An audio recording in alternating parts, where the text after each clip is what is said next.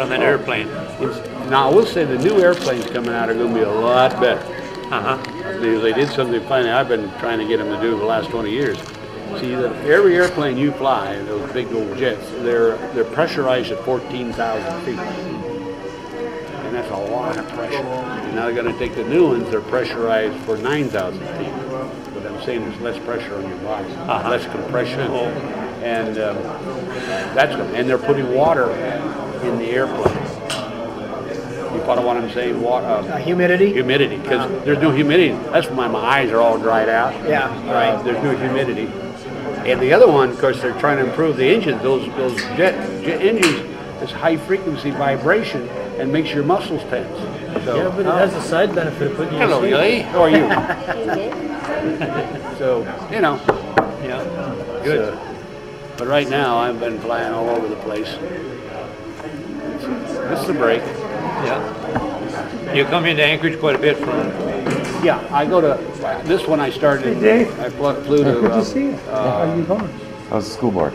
Washington, D.C. to Ketchikan. That's enough for you, huh? And I was over at Ketchikan 3 terms. 2 nights. I didn't run last time. Then I went to Juneau for 1 night. And I was in Anchorage last night. I'm up here today. I'm here How you tonight. doing? And I go back to You Anchorage know, tomorrow. along better? Then had because lots of of Easter, I'm going to surgeries. be with my daughters the weekend. And I know the last time I saw you, I will had a little bit of difficulty there. Yeah, the roads are go to dangerous. the valley on Tuesday. Developments occurring without the proper sequence, so the roads aren't safe. That was Bentley Mall when they were first built. it's a That's where lot. I got ran over. Yeah. And that's why we need more public transportation that gets the most dangerous traffic off the roads. And we need. I just informed Congressman Young that he's complicit with international war crimes, and I gave him a copy of Nuremberg Principles and the Geneva Conventions and asked him for him to read those so maybe he could protect himself and break himself away from being complicit with crimes against humanity. I also told him that if it comes to court, I wish him well, and we'll see him out of office next election.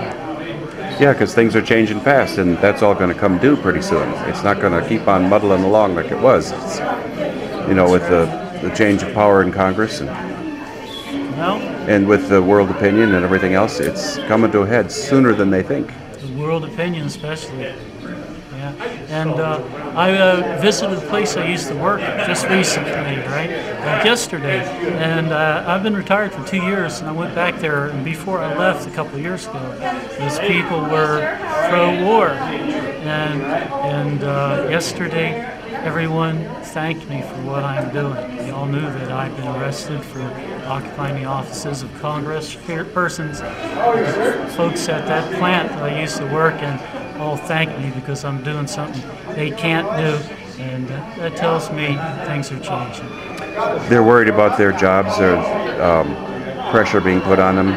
Right, sticking your neck out is a scary thing when you have a secure job that makes very good money, and you're getting on in age, and you're like towards retirement age and everything. So it's uncomfortable for people to stick their necks out and stand up and be counted. But I'm trying to make it easier for people to do that myself by taking a little bit of the abuse and still standing, So maybe we can get a few other folks to stand up and we can make changes happen. So you were challenging Don Young and his role in international war crimes.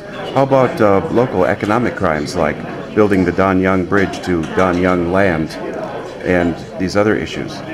Well, I think he didn't want to talk to me after all.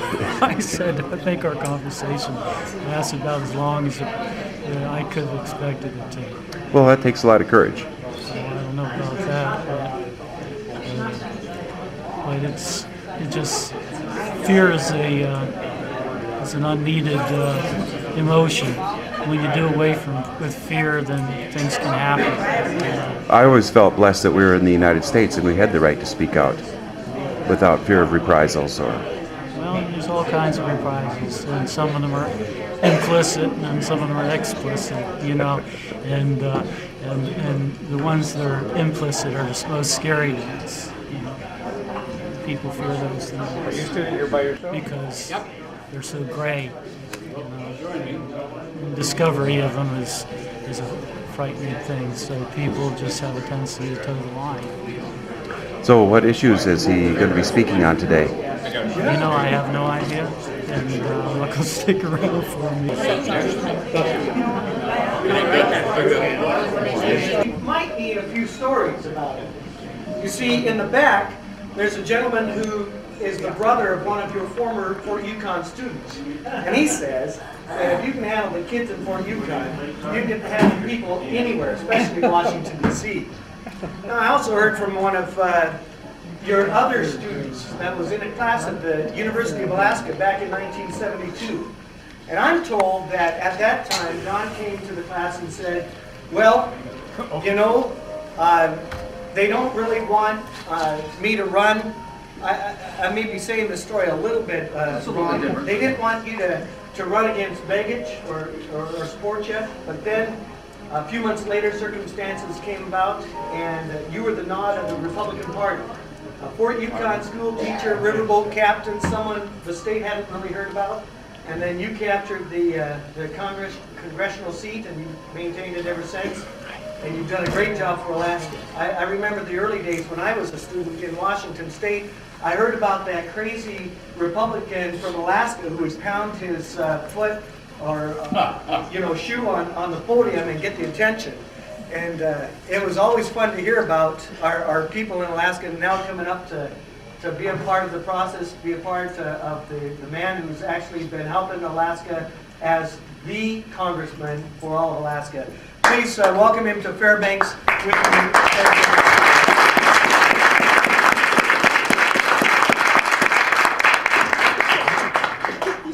Thanks for that warm introduction, and it's great to be back home. This is my home, but it's closest to it. My home is in Fort Yukon, and my wife is from Fort Yukon, and my kids were born in Fort Yukon, and I have a great affection for the interior. In fact, I come up here and always say I'm back in God's country, and believe me, the day God gave us a good day. It is something that I really look forward to. And as you mentioned in the introduction, I started this job somewhat by accident. I was a state representative from this area when we elected 7 members, what we call the Multiple District area. And I ran on balanced representation. One person outside the Fairbanks Arena. And I thought that was important. One of those 7 should be from the bush. And so I ran, and I lost in '64. Which is a sort of a shock. But I was convinced that I was going to lead all these poor people out of the valley of death, and the election was over, there's nobody there. My wife said, let's run in '66. And I did, and I won.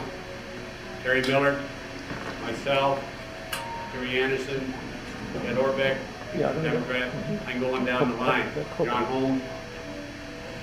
And the next election in '68, I was the #1 vote getter out of those 7, and I got very ambitious to run for the state senate against the incumbent, and I beat him. Paul Hagelin was a dear friend of mine, and I beat him because he said he wasn't going to run, and I filed, and he filed on top of me, and I said, all right, we're going to run, and we'll win, and I did. So I got elected to the Senate. And got in the Senate and hated it. This is a history lesson for all you young people writing notes. I got in the Senate and hated it. Came home one night. I hated it because it was a club and it wasn't active as far as I was concerned in getting things done. Came home one night. My wife says, we're getting out of this job. And I said, I've never quit anything in my life. She said, we're not going to quit. We're going to run for Congress. We'll never win. So I filed for Congress. And she was right. I was doing well, though, and Nick Begich, who was the incumbent at that time, got on the airplane on October 16th, and we've never found him. And he still beat me. That's humiliating when you're dead and you beat somebody that's alive and you're the live one. Think about that a moment. But the Republican Party had a little system that was a little better than the other party.